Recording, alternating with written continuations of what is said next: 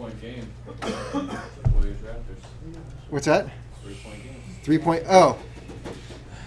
Is that 59 to go? Oh, sorry about that. All right, so this brings us now to the Dirty Dozen. And I'm going to switch back and forth between this and this. Not that. There's your reading. But your reading, so if you're reading to cover this material is where? In Canvas. Oh, Canvas. In Canvas. All right. So don't pay any attention to the writing right now. So I probably should have made it separate. Anyway, okay, so in our lab, you're going to see 12 posters that look just like this. And it's funny, I found them out in storage somewhere. I'm like, hey, we need to put these up. So there are 12 posters of the Dirty Dozen. You can see like this one right here is lack of communication. It's highlighted. And they're little cartoons, you know. And this guy's like, well, I guess the day shift can finish screwing on the panel. And he's up on a ladder and he's looking at the top of a horizontal stabilizer up high. And without really thinking much about it, you're like, it's a little cartoon. He's just, whatever. There's a story behind a lot of these. November 33701, that's the aircraft. On September 11th, 1991, Continental Express Brasilia crashed in a cornfield near Eagle Lake, killing all 14 on board. Horizontal stabilizer had separated from the fuselage, leading to severe pitch over and subsequent disintegration of the aircraft. The cause? Failure of mechanics to properly communicate at shift change that the top left horizontal leading edge screws were removed. What happened is this horizontal... There you go. That's the actual aircraft. They're working way up high on here, and they had to change some boots up here, some de-ice boots up there. And so what happened is they put up the ladder and they start working on one side. Well, a mechanic climbed up on there, walked over to the other side, and started taking screws out. Nobody really realized what he did. And it's the whole chain of events. It's a very long, complicated story. It's like, wow, that's hard to follow. About who did what, who said what. But the bottom line is one guy went over and started working on it because he was supposed to. But then they decided the airplane has to go. We don't have time to do both sides. Let's just do the one side. So everybody started focusing on the one side. Meanwhile, all the screws are missing from the other side. They take the scissor lift down. They call an inspector, and the inspector has a flashlight. He's looking up there. Okay, I see all the screws on that side are fine. Okay, where everybody's good to go. Right? Didn't get up on top and look. Had he got up on top and look, we would have noticed it. Had the mechanic put all the screws in a bag and taped it to the bottom of the wing. Had, here we talk about all these defenses, that could have happened that didn't. Result, and you see there's in the field, there's the horizontal stabilizer. Came off the aircraft, and without that, the aircraft just went over and everybody dies. So there's always a story. There's not always a story, but there's, what I want to convey is when you look at these silly posters, if you can sort of remember what really happened. Here's just a guy on a ladder looking at a panel, but behind that story is the loss of 14 people. Nobody meant to do anything bad. Nobody was a bad guy in this story at all. Everybody was trying to get an airplane repaired, finished, and out the door. But something happened. So what is my Dirty Dozen? What is their point? Lack of communication. People weren't talking.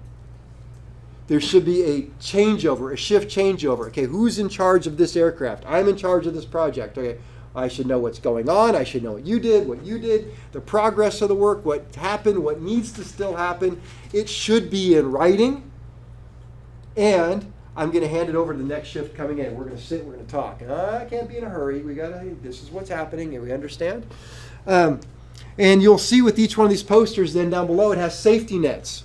What can you do as a mechanic to make sure that you don't have this lack of communication problem?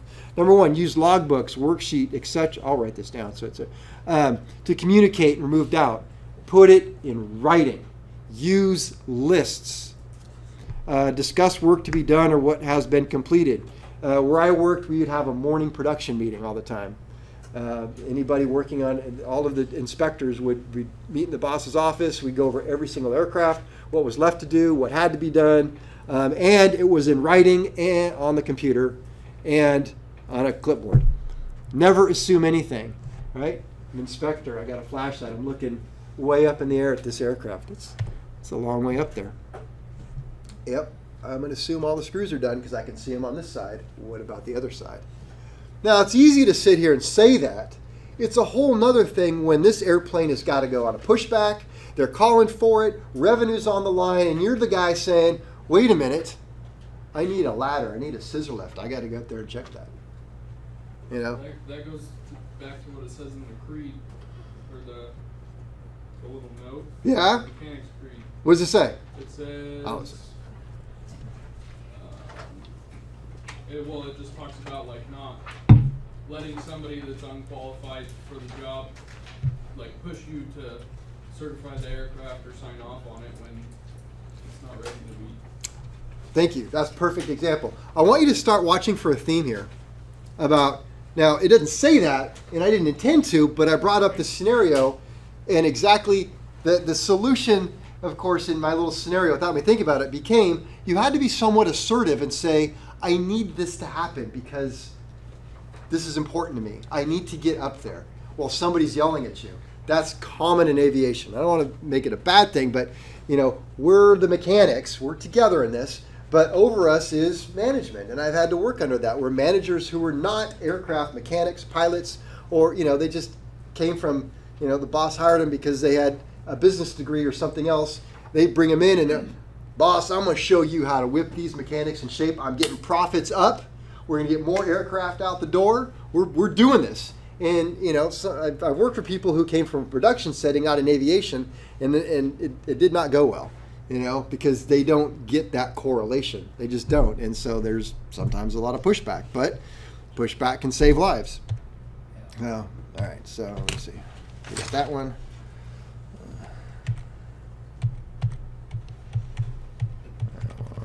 Oops. Yeah, at the end of the day, you're the one responsible for those lives. So Exactly. All right. So we've got dirty dozen. Well, unfortunately, I'm going to use Roman numerals instead of letters, but lack of communication.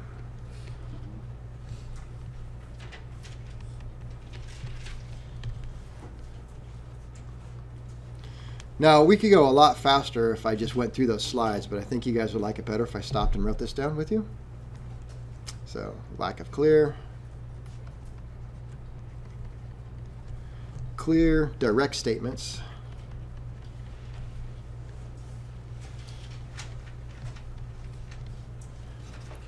And good active listening skills. What is active listening? Feedback. It's feedback. Well, we just did. He said feedback. I said feedback. I'm listening to him. Back over here. Said, hey, this is what it's out of the creed. The creed. Tell me about the creed. All right. I'm listening, but I'm repeating back kind of what I'm hearing at the same time. Hey, we took all of the screws out of the left horizontal stab. Okay, all the screws out of the left horizontal stab. Got it. What about the right horizontal stab? What'd you guys do up there? Well, I don't think we did anything. Wait, you don't think you did anything? Of course, you don't want to say you think you know, because that's rude. But hey, are you sure? I think I'll go check that. Yeah, you check that. Okay, that sounds like a good idea. Talk about it. You sure nobody was up there? Well, how about I give it a good look over? Yeah, that might be a great idea. Trust but confirm. What is it? Yeah, trust but confirm. My wife says that all the time about the kids. All right, What put about it. that maintenance guy that took him out? He didn't say anything. He forgot about it. Apparently. It's a very complicated story when you read the NTSB. He did tell somebody, but that somebody didn't tell somebody else. And then he told somebody who was supposed to tell who wasn't the right person to tell. It's this convoluted crossover. There was really no one that I could see culpable person where that guy's the bad guy. There were no bad guys in the story. Discuss the work.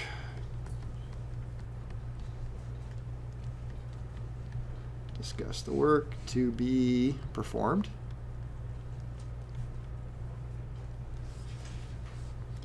Never assume.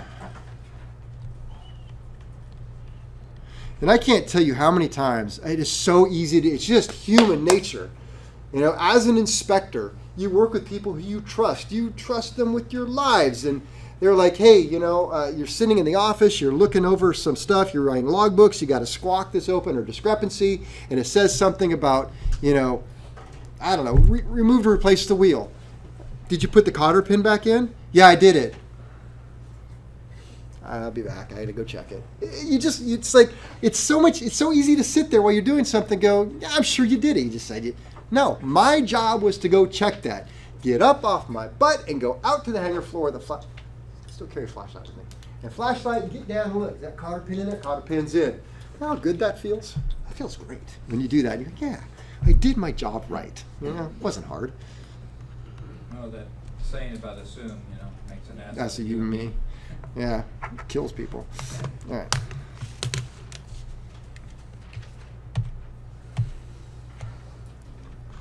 Why are you doing that to me? Okay, next one, complacency. I don't think I've got a story behind this one. Oh, yes, I do have a story behind this. Okay, complacency. Complacency is training yourself to, safety nets. Complacency is, I've looked back there 1,000 times, never found anything wrong. I've heard that. Other inspectors, hey, did you check? You gonna want me to pull this panel? Are you kidding me? I've been doing this for 20 years. I have never found anything worth looking at in that panel. It's always absolutely fine. Complacency, getting used to doing stuff. As somebody who worked in general aviation, that means while I worked on citations that were Cessna citations with jets, I was mostly around propellers. Propellers kill you. It's easy to get complacent around propellers. It's easy to say, you know what, we've got to adjust this carburetor. Why don't you just leave it running while I adjust the carburetor? I've done this 100 times. I could do it. I never got complacent around propellers. They still scare me. So I always had like rules where sometimes I would do something on an engine that was running. I would only do it with one hand, and I would grab onto something with my other hand around the airplane that would not give me enough room to reach the propeller arc. And I would say to myself, never let go, never let go, never let go. And I would just constantly say, do not let go, do not let go. And as long as I never let go of that thing, I was safe. I tried not to do that, but sometimes you just do. You have to for certain reasons. But, don't become complacent. And other mechanics I work with, they're like, I just walk up to it, and they're just working on it. And you got hearing protection on, you're working on a carburetor, you're thinking about it. How easy is it to walk around the plane that way? Like you've walked 1,000 times right into the prop. So that's what happened to this person. The story is, they started up the aircraft, and I think they got a light or an indicator that the battery door was not closed. The engine was running, and the pilot said, hey, why don't you jump out and check that battery door? So he jumped out of here and walked right through the prop arc. Complacency. How long would it have taken to, then shut it down? Procedures say I can't leave the door until you shut it down. That's proper procedure. In a hurry. People get in a hurry, bad things happen. In fact, it was interesting. I was reading something about when you finish working on an aircraft, what do you usually do to it? Your engine or something, you just call it a day? Take it outside and test it. When does that usually happen? End of the day, end of the task, you're tired, you're ready to go home, you rush it, that's when the biggest mistakes happen. Things get missed. So. All right, so we'll go back.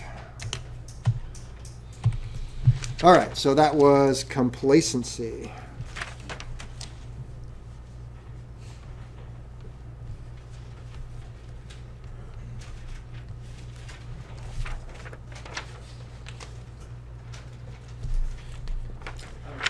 Yeah. So, in complacency, it said over there, never sign for anything you didn't do. Right? And it doesn't that kind of work with the Swiss cheese theory, where, like, if you go back there, Yeah. it says that There we go. right there. And so let's say you finish something and then you call somebody to look at it and view it with you, and then he signs for you. Like, isn't it kind of dangerous for him to sign? If anything happens, it's going to be on him too. Right, so you make sure you do your job. So in this little picture, it doesn't quite correspond with what the FAA's story was behind complacency. But I like this one because what it's depicting is there's a little door here, and there's an inspection panel and a control cable running through there. And it's showing the control cable snapped, and so you can see it, but the door is closed. So that's like saying, I'm not going to open that inspection panel. The screws are rusted. Oh my God, and I've never seen anything back there. I've looked 100 times, over 1,000 times. I've never noticed anything wrong. I'm not going to look again. I'm in a hurry. I got to get this done.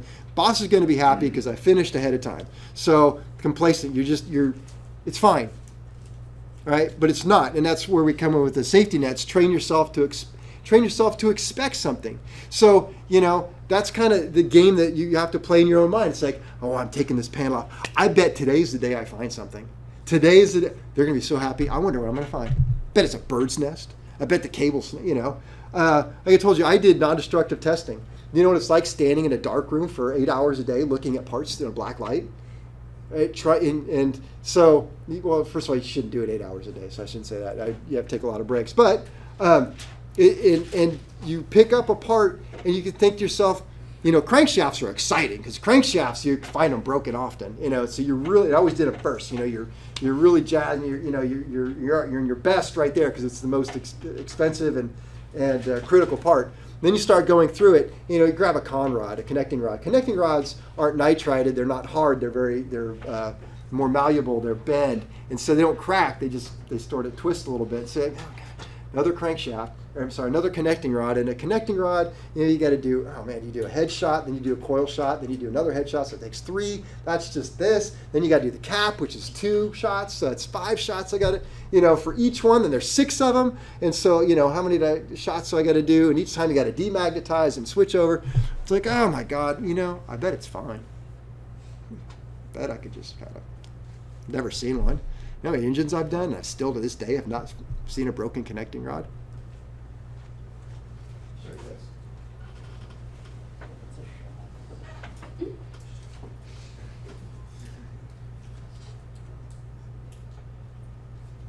This connecting rod is not broken. There is not a crack on it. Well, except for right there. But it didn't crack. You want to know the story behind that, don't you? Maybe we'll get to that one. There's a number inside of it. What's that number say? $27,000. $27,000. That's how much damage that cost. We'll talk about that. Okay. So anyway, yeah, it's training yourself to think, I've got to do it. This is my job. It's just it's a mindset, and there's nothing you can do other than have that correct mindset because it's aviation. All right, so complacency, self-satisfaction accompanied by loss of awareness of dangers. SAT.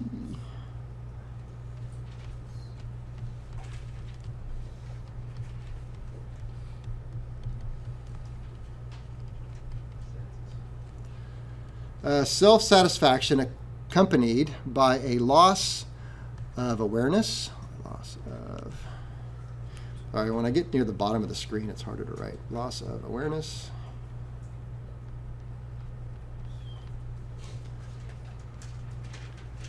Of the dangers.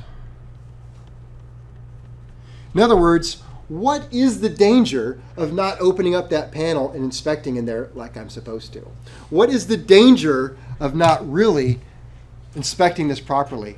What was the danger of what happened to this? All right, you want to know what happened to this? Okay, so this goes to the crankshaft. There's a hole here, or supposed to be, and there is a piston that goes around and a piston pin that goes through this, right? So the mechanic, I believe he had the piston inside of the cylinder already, which some people do. It's not that you shouldn't. I don't particularly care for this one because you have to manipulate all this stuff together. And it's heavy. This is a 470. It's a large bore, 5 1/8 inch bore. It's heavy. and so it adds more weight to it. I like to put the piston on and then put the piston pin through everything, then collapse the rings, then bring the cylinder up to it. That's the way I like to do it. But anyway, this particular mechanic put the piston in the cylinder on a bench, brought the whole thing out, trying to manipulate it, muscle it all around, and push the piston in pin. He missed the hole in this. So the piston pin is right here, and he started the engine up, and it just came and and it caused how much damage? $27,000. $27,000 worth of damage. You had to write that on there for him, just so he knew. I wrote it because the mechanic who did this, I don't think he would want anybody to know who he is. The owner of the aircraft, who he was a student of mine. He didn't graduate. Probably didn't need to. That guy he's a brilliant guy. He comes around. His name's Al. Wonderful man. And he it was his airplane, and so he brought it to me. He said, "Hey, I bet you'd like this." I'm like, "Oh, I'd love that." So, all right, so let's see. Dangers. Not expecting to find a flaw. Not expecting.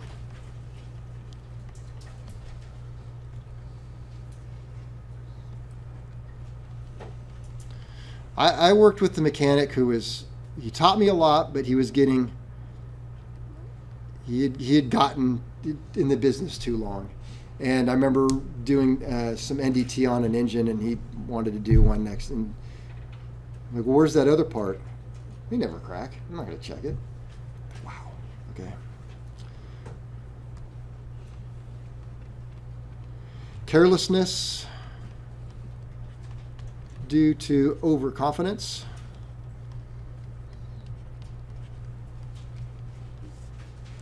Safety net. Acknowledge the reality. What is the reality?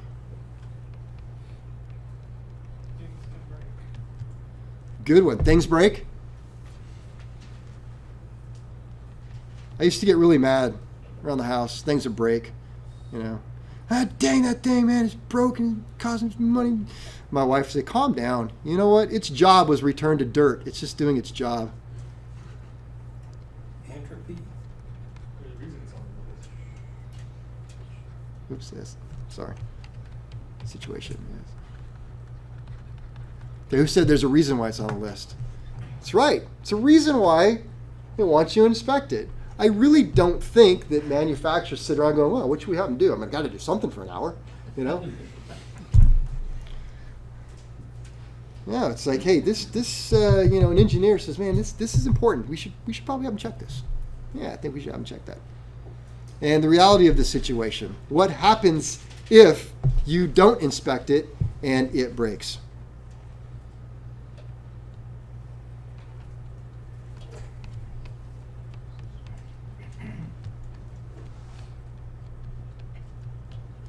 Train yourself to be aware. And I think that goes back to my story about doing non-destructive testing. Had to train myself to be constantly vigilant and aware. Could not daydream. You could not be, you couldn't get to the point where this is actually a fact. I think it's called the paradox of experience, and it's a true fact that as we get more and more experience, we use a different center of our brain that is not so active. It's like when you guys drive home from a place you're familiar with, and you get home, you're like, I don't even remember getting here, right? Yeah, right. Okay, that is that center of your brain doing something. It actually was active and engaged, but outside of your subconscious, you actually did it without thinking about it. And so the paradox of experience, number one, a good sign of that, number one, is that you can no longer explain what it is you're doing. You start to lose the words. It's like, I don't know, I just do it. I have a hard time explaining it. And have you ever done that? Try to explain something like, I don't know, let me do it. I can just do it. People do it with the computers all the time, right? It's like, oh, you go to click start, my computer, go to that, check this, and you're like, I don't know how to do it. I just do it, right? Easier for you to do it than explain it. That's the paradox. Okay, so that's number one. But number two is that so you lose that ability to explain it well, and you do it subconsciously, but you're actually doing it. But that becomes the problem. You can't get to the end of a thing going, shoot, I don't even remember inspecting this whole wing, but here I am. You know, can't be that way. It's got to be more of an active thing. Building engines was the same way. It's like, you know, you've done enough of them, you can really just kind of listen to the radio and talk and put in ground rods, but you can't do that. It's a bad thing. All right.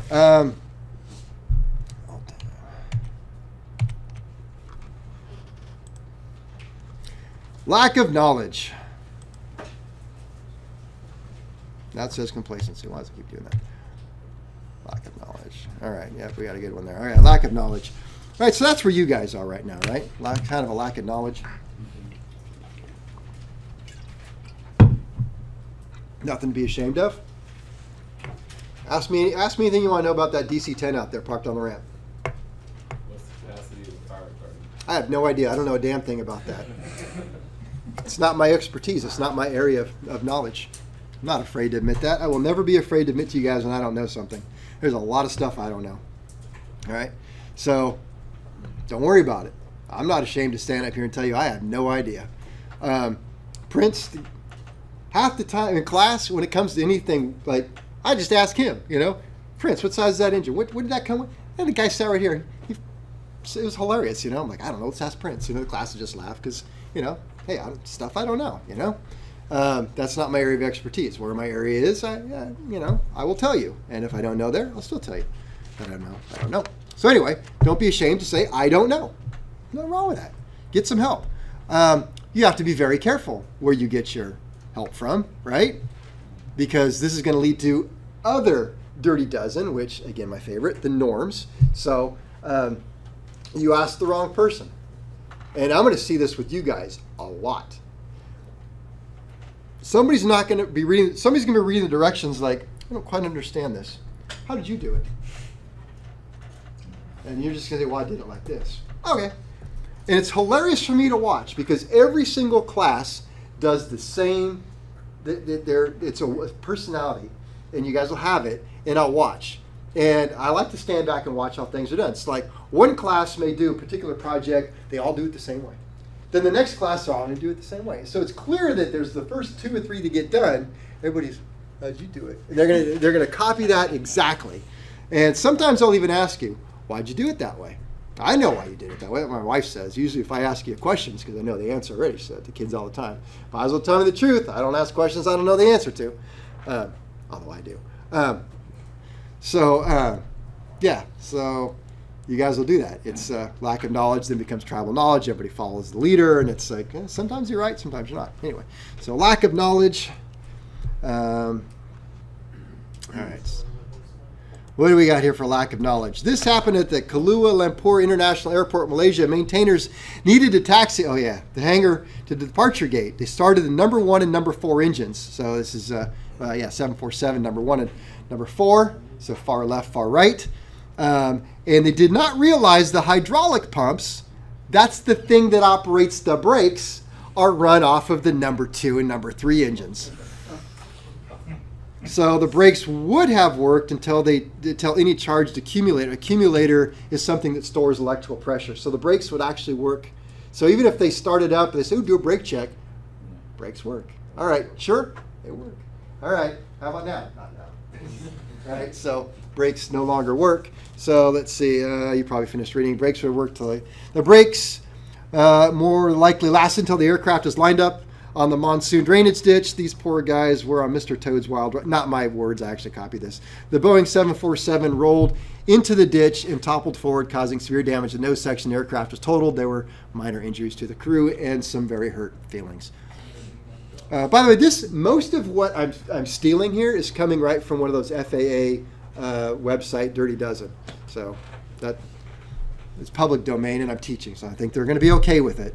And I'm telling you where it's come from. So that is lack of knowledge. Thought they knew something they didn't. What didn't they know? Hydraulic pumps are off the different engines. They didn't get any kind of warning light or anything about That I don't know. All right, so lack of knowledge.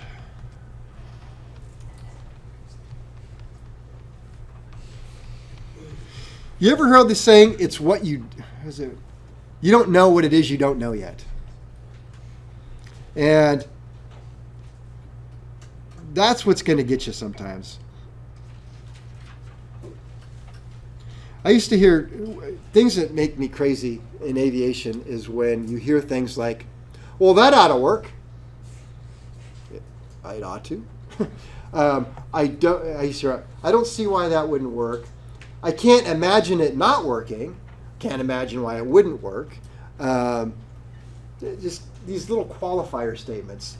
Not, what's a better statement to make? See if it's gonna work. We should see if it's going to work. How about, no, I did it exactly by the book. I'm sure it will work. Does that make a little more sense? Lack of experience.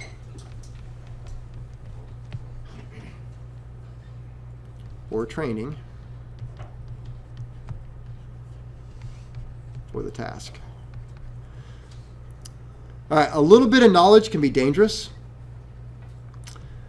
And what I do see, unfortunately, often enough, is maybe somebody who graduates the program or has a fresh license. They have to hold it like this because the ink is still kind of wet. And so, and then they call up and they ask you some just ridiculously crazy question. And like, hey, I'm in the middle of overhauling this complicated engine. And, what does that one bolt thing do? Okay, you shouldn't be in this engine. You shouldn't ask what that bolt does. You should, I had somebody who overhauled an engine, put in the wrong crankshaft, and so the crankshaft no longer fit the propeller, and they were going to just drill new holes in the propeller. Now, if you're not around aviation, like, okay, is that a bad thing? This propeller was known for killing people because it had cracks emanating from the already existing bolt holes, and this guy's going to put in a bunch more. And if you remember the story, as you get through the program, you're going, oh my God, somebody really said that to him? It violates like everything there is to be violated. There's no data to do it. It violates a type certificate. It violates common sense. It goes on and on and on. But it was a serious question. I just drilled new holes in the prop, right? A propeller is the single most highly stressed item on an aircraft. It's something, I forget the statistics, but it's something like, it's measured in tons how much force the blades are being trying to ripped out of the hub. Tons of force. You will never see me standing in line of propeller spinning this way. You will never see me standing right here because pieces fly off and kill you. Yeah. It's like the same with car tires, like going down. It's significantly more because a car tire is usually about this big around, right? This would be a big car tire, right? This would be a small propeller. So, I forget. Sorry, I don't have the numbers with me. How many tons it is per pound. It's just an insane number. It's so much you're like, nah, that can't be right. All right, lack of experience for training and task. I'm going to tell you this violates FAR. What does FAR mean? Federal Aviation Regulations, also known as 14 CFR, which is Title 14 of the Code of Federal Regulations. That's that FAR book. That is federal law. So this violates 14 CFR 65.81. That is a statement in there. Section 65 has to do with licensing mechanics, certification other than airmen. It's a wonderful thing about our United States system versus like Canada. I had a Canadian student who was great because he could explain the difference, and it's crazy. In Canada, you have to have a logbook for yourself, and you have to get certain qualifications and endorsements. Here, you get one license. You're good to go. What's that license good for? Well, you can work on the tiniest little airplane you ever seen, or you can work on a 747 or what's the Airbus A380? 780. Yeah. It's the same license. There's no endorsements. There's no, well, my license is only good for pistons. Yours is good for turbine. It's the same one. And so does the FAA know, or how do we distinguish what are you supposed to work on? It's the honor system until you get caught. So you are not allowed to work on 65.81 clearly states you are not allowed to work on anything for which you have not, and I'll go over this later, been trained, done under the supervision of somebody, or there's always, and I love this, the FAA has always got this caveat. They use the word administrator, so, or demonstrate to the administrator that you can do it. The administrator is the FAA. So you go down, you make an appointment, you go to the office, you walk in, administrator, hey, look, my name's Kevin, and I've got a lot of experience in overhauling piston engines. Not really the big round ones, but pretty much up to 540s, 520s, stuff like that. But here's the deal. I want to help overhaul my buddy's 747 engine. Never done it before, and we don't have anybody with experience, but administrator, I would like you to give me your blessing for that. How far do you think that's going to go? Okay, my license is good to overhaul the engines on a 747. Should I? Probably not. Probably. How about hell no, I shouldn't be. Okay, let's take it way back. I just told you that I overhauled horizontally opposed engines. I also did a couple of small radials. What if somebody brought that R2800, that one I showed you that was cutaway, and said, hey, you've done a small Continental 220, that's a 670 cubic inch. How about the R2800? Could you overhaul that? I mean, it's like the same. Instead of being one row, it's two rows. And instead of being normally aspirated, it's got an internal supercharger. And oh yeah, it's got an internal reduction planetary sun gear up on the top. Other than that, it's almost the same. Should I be doing that? No, I should not be doing that. Why? I've been trained on that engine, right? So 6581 says, don't do it. Now, if I do it, the FAA, and something happens, the FAA is going to say, let's talk about 6581. What kind of experience do you have? I explain it. That didn't sound like good experience to us. I get violated on that one. So don't do something for which you clearly have not been instructed, done under the supervision of somebody else, or the FAA said you're good to go. Got it? All right, just remember that. So that's why that's there. And I like that our system is kind of a one that trusts you to keep that. So safety net. Don't do anything you're not trained to do.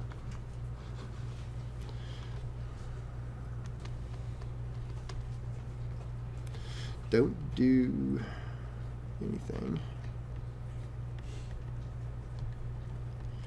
you are not trained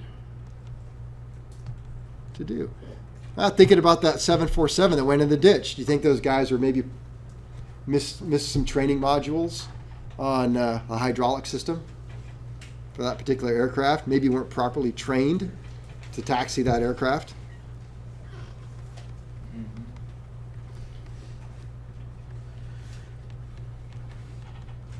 Continue to get training. That goes back to that FAA thing I said. It's a sad, sad day when you stop getting training. When you stop and say, thank God I don't have any more school left. I am so sick and tired of school. I'm done. So don't do that. Keep going to school. Use the manual. Sounds crazy, but a lot of mechanics don't. Okay, ask for help from qualified people. Is the toolroom guy qualified? No. Now, I'm not specifically saying something about our toolroom guy, don't get me wrong, but I'm saying in general, the person working in the toolroom is not the qualified person. Who's qualified? Am I qualified? Pre-qualified test. Maybe not. There's a couple of things, I teach that I really don't have a lot of experience working on. Propellers. I teach a lot about propellers. One thing about propellers is you can't really touch them unless you work for a propeller certified repair station, which means that if you work in a propeller certified repair station, that's all you do. So I either worked in a certified propeller station, and that's all I did, or I worked outside of one and did everything else. Well, thankfully I worked on everything else, which means I took them off and I sent them in, and I put them back on. And I adjusted them where it was appropriate. But, so, I'm not a qualified expert on props. Is there like a hotline you call? Yes, there are. But boy, you better be ready, because they don't like it when you waste their time. Yeah, I've got engine. It's what is it, a Lycoming, and it's not running right. Okay, model, serial number, time since overhaul, what work has been done, what are the compression tests, what have you done, what do you expect it, this long, and you better have everything. And more often than not, they're just going to laugh and say, well, did you follow service instruction, 1125? No, what is that? All right, there's senior mechanics. Somebody that's actually done it before.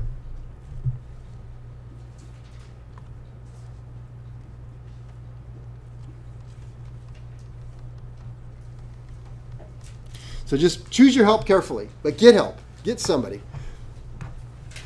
That doesn't even look like a word. Distractions. D-I-S-T-R-A-C-T-I-O-N. Distractions is what we're going to talk about now. I got distracted there. Let's see, distractions. Something there. All right, distractions. Oh yeah, hey, your wife is on the phone. That's what it says. I used to get kind of cranky when I was building engines because I would get so many phone calls while I was doing it. I'm like, look, you can't just keep handing me phone calls because I get distracted, right? And who are my pilots again? I got one. So, pilots. One. Will you sleep on me back there? Hey, with an H. Harry. Harry? Okay, so I get the first letter. I got to work. All right. So, don't want to put anybody on the spot. What's the rule of thumb when you get distracted on doing a pre-flight? Okay, start over. Well, or they say go back 3 steps. So, it's funny. I was doing a pre-flight on my airplane. Well, the guy just kept talking to me. Man, he's, oh, I'm sorry. Guess you're really doing a pre-flight, aren't you? I really, really am. And then I watched him. He actually just grabbed his airplane, pulled it out, jumped in. That's fine. Boom. He didn't do one. So he was making fun of me for doing a pre-flight. I get it now. All right, so distractions. Let me see, what do we got? This example of a distraction happened to a group who supports missionaries in the bush with radios and aircraft. One day they were maintaining a Piper Aztec in Papua New Guinea. The scheduled maintenance that day was a 100-hour inspection. That's a lot of work for one day. 4 mechanics were working together to accomplish the task. One of the mechanics was reconnecting the fuel hose on the right engine after inspecting the fuel servo finger screen. That'll make more sense to you one day, but it's just a little screen you have to pull out. So in order to do it, you actually pull off the fuel hose, then you take off this fitting and you pull out a filter, a little screen, and you clean it. One of the other mechanics was having trouble timing a magneto on the left engine and asked for his help. He quickly finger tightened the fuel hose and began helping to install the magneto. And he forgot the fuel line was loose.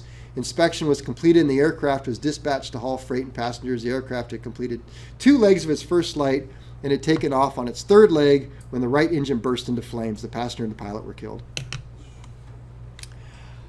Another one of my gigantic, I'll finish up with this story, pet peeves is fuel hoses. I did several NTSB investigations, or was part of them, where I was hired in my shop to do engine runs. So they would send the engine to me and in a crate or something and say, okay, we want you to put it up on a stand. Don't touch it. Don't do anything. Just mount it and be ready to run it. And then what would happen is the FAA, the NTSB, the lawyers, representatives, it would be a huge crowd, would all gather around and, in the spotlight, and we would start up this engine. Well, one of them was, and I don't remember exactly, I know that the aircraft quit on takeoff, and I don't remember what happened to the person involved, if it was fatality or not. I could tell that it wasn't burned because the engine wasn't burned. So we all I knew is that the engine quit on takeoff. So we put it all together, we get it up, everybody's there, run the engine. The engine ran flawlessly. It's a 200 horsepower engine. We had a test club, ran all the way up to 200 horse straight stacks. Man, it just pounded. You can feel it in your chest, and it's just like, wow. 200 horsepower is a lot when it's an open engine with a test club. So we shut it down, and the NTSB guy says, all right, so we needed to have proof of concept. Proof of concept is recreate what happened. He said, we believe that the mechanic did exactly this. They put the fuel hose on by their fingers, going up to it's a flow divider that then goes down the cylinders, and forgot to put a wrench on it. There's no safety wire, there's no nothing else. And the funny part of the story is what they wanted me to do is run the engine up to full power. So it's 2,700 RPM, 200 horse. Which doesn't sound like a lot, but it's an incredible amount, especially when you're this far away from the prop, because this is where this little component is. So they want you to climb up on this stand, this tall stand, and once you put a wrench on it, want to back it off, see what happens. Like, man, there's no way I can do that. You know, the controls themselves were in the prop wash, and you're kind of walking in it like this, trying to get to them. I can't do it. He said some things about my masculinity, told me he would show me how to do it, and I would show me how to do it. So, okay, I ran it up to full power. I stepped back, and it took double hearing protection and goggles to be near it. It was crazy. He's fighting his way in there, and he gets just close enough to the engine. I remember still to this day, he had a pocket full of cigarettes and stuff. Disintegrated and were gone. I never saw what happened to him. They just boosh, and they were gone, and he blew away. And give me that. What's the matter? Well, that's not going to work. So anyway, so that's the funny part. But what we did is, so we recreated it just like what would have happened. We took it off with a wrench, put it on by fingers, started it up. I ran it for 15, 20 minutes at idle. Never gave us a problem. Brought it up to 1,700 RPM where you would do magneto check. Not a problem. Ran it there for a long time. Finally said, take it up to max power. But right up to max power, I would give it 15 to 30 seconds. That hose backed off. You watch it. Spurt of fuel and the engine died. And we did it over and over and over again. Every single time, flawlessly, just quit. So fuel hoses are not safetied. When they're finger tight, they look tight. And so the guy I worked with, one of the guys, when I remember first job putting an engine on, he said, and he got mad too. I hadn't done anything wrong yet. He said, you listen to me and you listen to me good. You put something together, you put it on all the way, you torque it, you safety it, you finish it before you move your hands and walk away. And he goes, I don't care if you think you're going to remove it in the next 3 minutes. You finish it. And don't ever walk away from something unfinished. Okay, yes, sir. And so anyway, that was the rule. So with hoses, I always use this little paint called torque stripe. And I put the hose on, I tighten it, and it's this little paint. You put it on, and you'll watch my procedure. When I bought my airplane, I wouldn't even fly it like the second time until after I opened up everything, checked the hoses, and put a little paint on it. As being involved in these accidents, you just start to realize what happens. So anyway, that's a good takeaway there. So that brings us to the end. So as we say every night, don't go away mad, just go away.